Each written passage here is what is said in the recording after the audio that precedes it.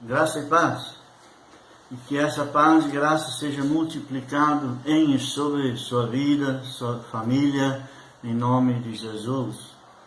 Desejo ministrar uma palavra de Efésios capítulo 1. Vou ler alguns versículos, depois nos retornamos no primeiro e vamos falando sobre algumas verdades que alimentam a nossa fé, nossa aliança com Deus. Então vamos ler Efésios 1, verso 1 em diante. Paulo, apóstolo de Cristo Jesus, por vontade de Deus, aos santos que vivem em Éfeso e fiéis em Cristo Jesus, graça a vós outros e paz da parte de Deus, nosso Pai, e do Senhor Jesus Cristo. Bendito o Deus e Pai de nosso Senhor Jesus Cristo, que nos tem abençoado com toda a sorte de bênção espiritual nas regiões celestiais em Cristo, assim como nos escolheu nele antes da fundação do mundo, para sermos santos e irrepreensíveis perante ele e em amor. Nos predestinou para ele, para a adoção de filhos, por meio de Jesus Cristo, segundo o beneplácito de sua vontade, e para o louvor da glória de sua graça, que ele nos concedeu gratuitamente no amado, no qual temos a redenção pelo seu sangue, a remissão dos pecados segundo a riqueza da sua graça, que Deus derramou abundantemente sobre nós, em toda a sabedoria e prudência. Voltemos ao versículo 1. Começa falando do nome Paulo. Querido, você sabia que você tem um nome? E esse nome está registrado no livro das obras lá no céu. E o nome que você carrega, ele também carrega uma posição e carrega uma responsabilidade. O apóstolo Paulo, antes Saulo, ele descobriu qual era o significado da vida dele. Apóstolo. Mas ele foi feito apóstolo pelo próprio Deus. E sabe como? Ele se encontrou com Deus. Antes ele era Saulo, perseguidor. Ele era um líder do Sinédrio. Um homem que era casado, porque no Sinédrio somente podia participar, ser membro do Sinédrio, quem era casado. Quando ele conheceu Jesus, ele perdeu a família. Mas mesmo assim, isso não mudou o relacionamento dele com Deus. Isso não mudou ele abandonar Deus, abandonar a responsabilidade, muito pelo contrário. É interessante pensar no nome dele, Paulo. O significado significa baixinho, pequeno. Então ele realmente foi pequeno e deixou o grande Deus habitar e reinar na vida dele. Paulo, ele sabia do chamado de Deus. Apóstolo, meu amado, quantas pessoas estão passando pelo mundo e não sabem qual é o seu chamado para a vida deles. E é tão simples, tão simples. Alguns até entram no chamado sem ver, sem entender que é Deus. Vou dar um exemplo. Quando a pessoa casa, ela está entrando na vontade de Deus. O único problema é que muitos acham que Deus fecha o olho assim, e não vai acontecer nada por fazer errado com o seu chamado. Isso não vai ser assim, não. Então, meu amado, ele foi apóstolo de quem? De Cristo Jesus. Quem é Jesus? É mais um bom homem que esteve por aí, um bom profeta, que os falsos líderes falam por aí? Não. E por que então esse Jesus, a quem Paulo se refere, por que ele não é respeitado? Por que ele não é crido como deveria ser? Você sabe por quê?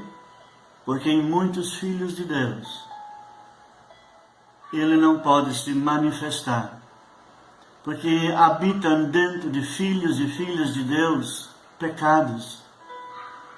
E Cristo Jesus não compactua com o pecado. Nós vivemos uma época muito triste, porque a Bíblia diz, em João capítulo 14, verso 21 e 23, Jesus diz assim: aquele que me ama vai obedecer meus mandamentos. E quem me ama e obedece os meus mandamentos, eu e o Pai viremos nele, faremos nele morada, e nós nos manifestaremos a ele. Pode ler lá.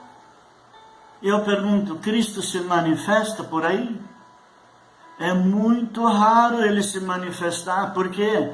Porque o coração, a mente, os olhos, a língua dos filhos que se dizem ser dele não está ocupado com a presença de Cristo, está ocupado com amargura, com ódio, com raiva, com imoralidades, com calúnias, com tanta coisa que vem do lado das trevas. Meu amigo,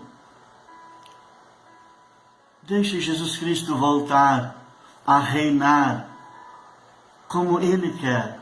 O apóstolo Paulo estava tão consciente desta presença de Cristo, e a maioria dos cristãos, pelo que parece, não tem essa sã consciência da contínua presença de Cristo neles.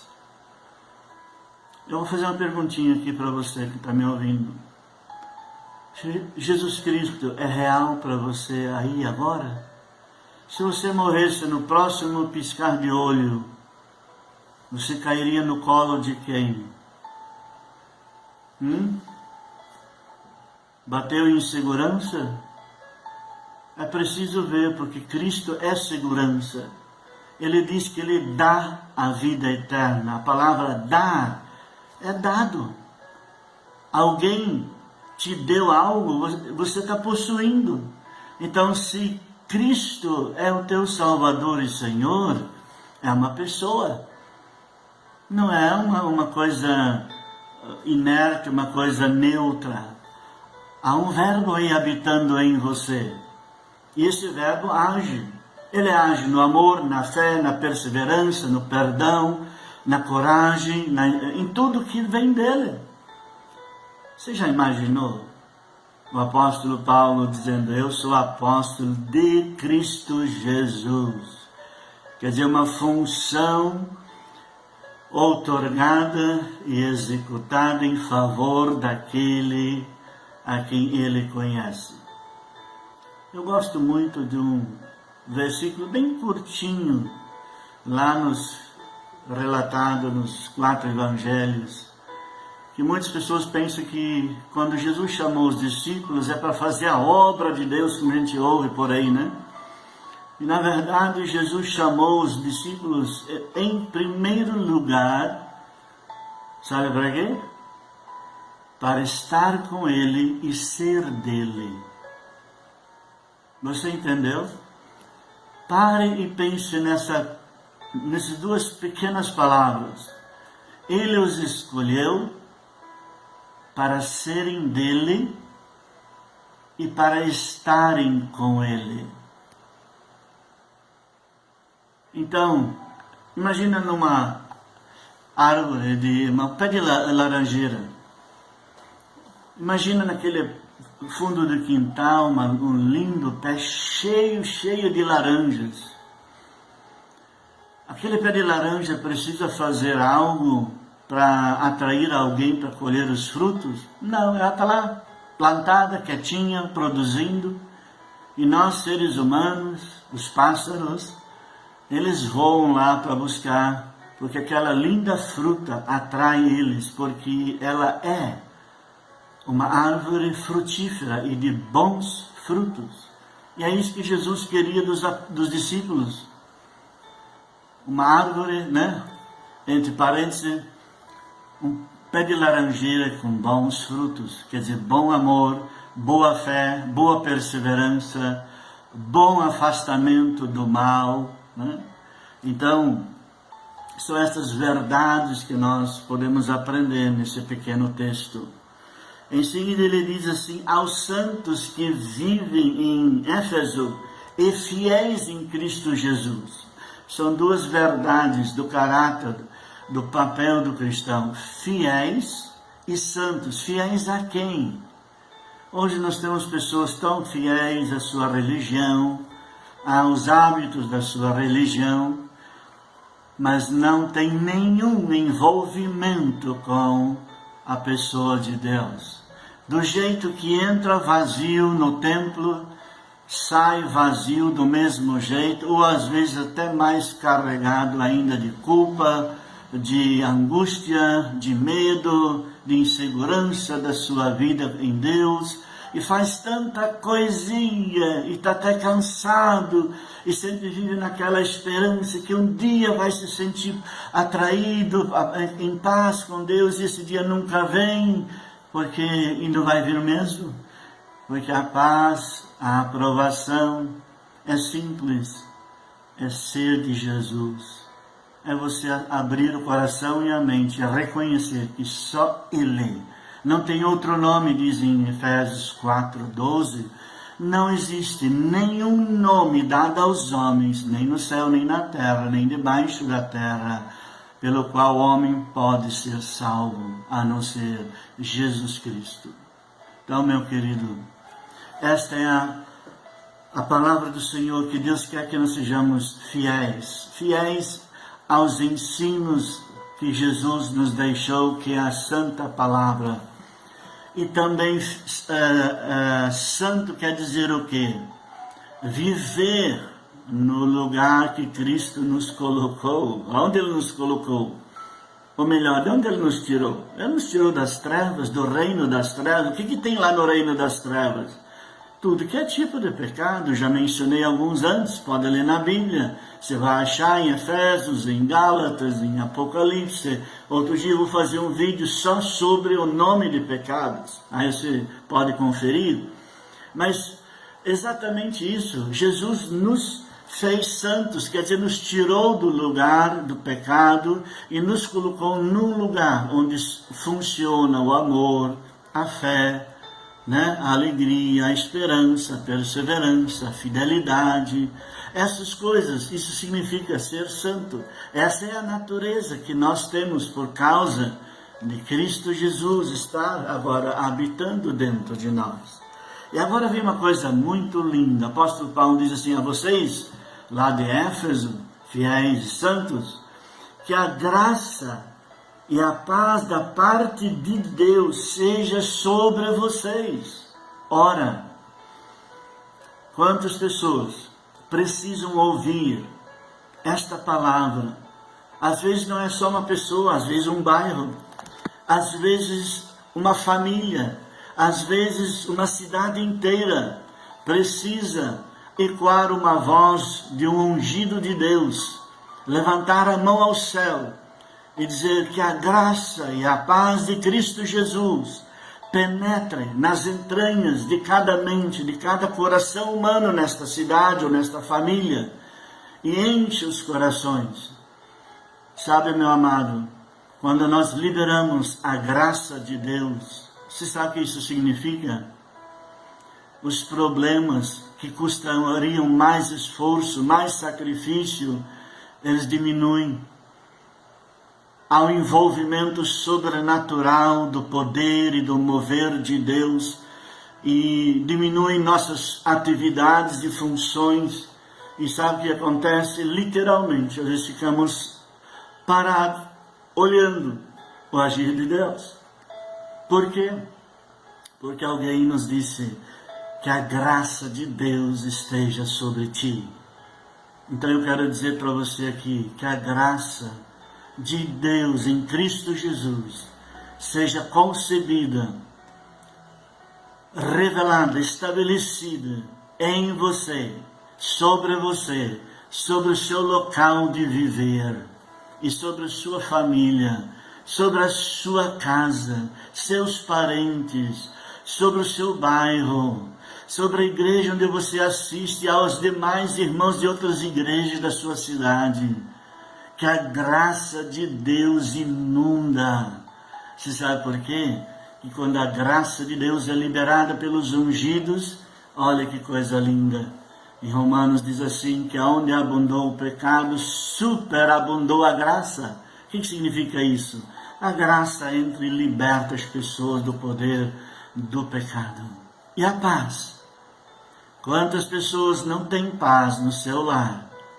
E quando nós chegamos e dizemos, a paz esteja neste lugar, muitos conflitos e contendas começam a diminuir e até sumir. E a revelação do príncipe da paz pode ocorrer através da liberação da paz de Cristo. Porque em Salmo 24, eu amo demais aquela verdade do verso 7. Deus diz assim, ó portais eternos, levantai-vos, ó portais eternos. Para quê? Para que entre o Rei da Glória. Quem é o Rei da Glória? O Senhor dos Exércitos, Jesus Cristo. Amém, querido? Então, que você seja uma porta de entrada, aonde o Rei da Glória, o Príncipe da Paz, pode chegar a você, a sua família, a quem for, e pela tua boca e pela tua mão, você liberando a paz de Cristo. Diga isso aí para a tua própria vida, para a tua própria família, a tua igreja onde você está. Libera isso, que a paz de Cristo entre nesse lugar, que a paz de Cristo se multiplique neste lugar. E descansa, não te preocupe ficar olhando o que vai acontecer. Não, isso não é a tua responsabilidade, nem minha. A nossa é só liberar essas verdades de Deus. O apóstolo Paulo entendia desse assunto muito bem, não é verdade? E o versículo 3, então, ele diz assim, bendito o Deus e Pai de nosso Senhor Jesus Cristo, que nos tem abençoado com toda a sorte de bênçãos espirituais nas regiões celestes em Cristo. Querido, este versículo, você assiste no nosso próximo vídeo. Eu quero orar com você.